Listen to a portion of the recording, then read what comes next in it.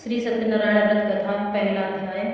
एक समय नैमिषारण्य तीर्थ में सौनकादि 88,000 ऋषियों ने श्री सूत जी से पूछा, हे प्रभु, इस कलयुग में वेद विद्या रहित मनुष्यों को भक्ति किस प्रकार मिलेगी तथा उनका उद्धार कैसे होगा। इसलिए हे मुनिश्रेष्ठ, कोई ऐसा तप कहिए जिससे थोड़े समय में पुण्य प्राप्त होवे तथा मनवांछित फल मिले। वह कथा सुनने की हमारी इच्छा है। सर्वशास्त्र ज्ञाता श्री सूत जी बोले, हे वैष्णव में पूज, आप सबने प्राणियों के हित की बात पूछी है। अब मैं उस श्रेष्ठ व्रत को आप लोगों से कहूँगा जिस व्रत को नारद जी ने लक्ष्मी नारायण से पूछा था। हे वैष्णव में पूज, आप सबने प्राणियों के हित की बात पूछी है। अब मैं उस श्रेष्ठ व्रत को आप लोगों से कहूँगा जिस व्रत को नारद जी ने लक्ष्मी नारायण से पूछा था और लक्ष्मीपति ने मुनि श्रेष्ठ नारद जी से कहा था। सो ध्यान से सुनो। एक समय योगी राज नारद जी दूसरों के हित की इच्छा से अनेक लोकों में घूमते हुए मृत लोक में आ पहुँचे। यहाँ अनेक योनियों में जन्मे हुए प्रायः सभी मनुष्यों को अपने कर्मों द्वारा अनेकों दुखों से पीड़ित देखकर सोचा, किस यत्न के कारण से निश्चय ही प्राणियों के दुखों का नाश हो सकेगा। ऐसा मन में सोचकर विष्णु लोक को गए। वहाँ श्वेत वर्ण और 4 भुजाओं वाले देवों के इस नारायण को देखकर उनके हाथों में शंख चक्र गदा और पद्म थे तथा वरमाला पहने हुए थे। स्तुति करने लगे, हे भगवान, आप अत्यंत शक्ति से संपन्न है। मन तथा वाणी भी आपको नहीं पा सकती। आपका आदि मध्य अंत नहीं है। निर्गुण स्वरूप सृष्टि के आदि भूत व भक्तों के दुखों को नष्ट करने वाले हो, आपको मेरा नमस्कार है। नारद जी ने इस प्रकार की स्तुति सुनकर विष्णु भगवान बोले, हे मुनिश्रेष्ठ, आपके मन में क्या है? आपका किस काम के लिए आगमन हुआ है? निसंकोच कहो। तथा नारद मुनि बोले, मृत्यु लोक में सब प्राणियों मनुष्य जो अनेक योनियों में पैदा हुए हैं, अपने अपने कर्मों के द्वारा अनेक प्रकार के दुखों से दुखी हो रहे हैं। हे नाथ, मुझ पर दया रखते हो तो बताइए कि उन मनुष्यों के सब दुख थोड़े से ही यत्न से कैसे दूर हो सकते हैं। श्री भगवान जी बोले, हे नारद, मनुष्यों की भलाई के लिए तुमने बहुत अच्छी बात पूछी है। जिस काम के करने से मनुष्य मोह से छूट जाता है वह मैं कहता हूँ, सुनो। बहुत पुण्य देने और फल देने वाला, स्वर्ग तथा मृत्यु लोक दोनों में दुर्लभ एक उत्तम व्रत है। आज मैं प्रेमवश होकर तुमसे कहता हूँ, सत्यनारायण का यह व्रत अच्छी तरह विधि पूर्वक करके मनुष्य आयु पर्यंत यहाँ शुभ होकर मरने पर मोक्ष को प्राप्त होता है। श्री भगवान के वचन सुनकर नारद मुनि बोले कि उस व्रत का फल क्या है, क्या विधान है और किसने यह व्रत किया और किस दिन यह व्रत करना चाहिए, विस्तार से कहिए। भगवान बोले, दुख शोक आदि को दूर करने वाला, धन धान्य को बढ़ाने वाला, सौभाग्य तथा संतान को देने वाला यह व्रत सब स्थानों पर विजयी करने वाला है। भक्ति और श्रद्धा के साथ किसी भी दिन मनुष्य श्री सत्यनारायण की जी की शाम के समय ब्राह्मणों और बंधुओं के साथ धर्मपरायण होकर पूजा करे।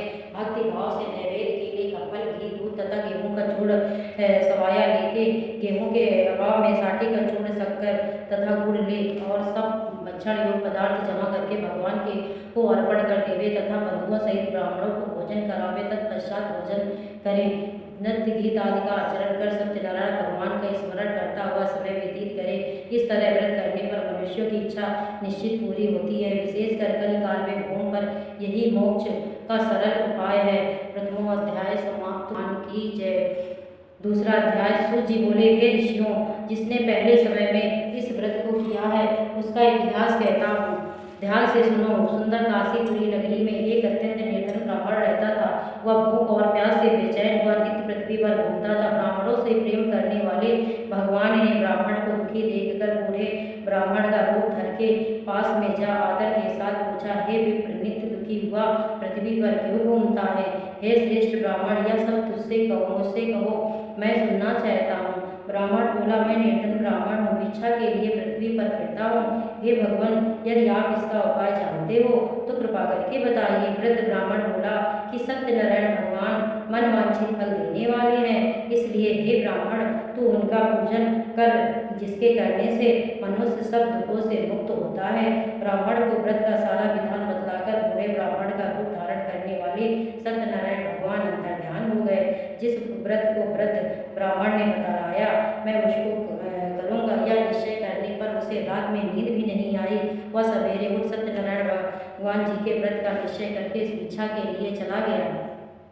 उस दिन उसको भिक्षा में बहुत धन मिला, जिससे बंधु बांधवों के साथ उसने सत्यनारायण भगवान का व्रत किया।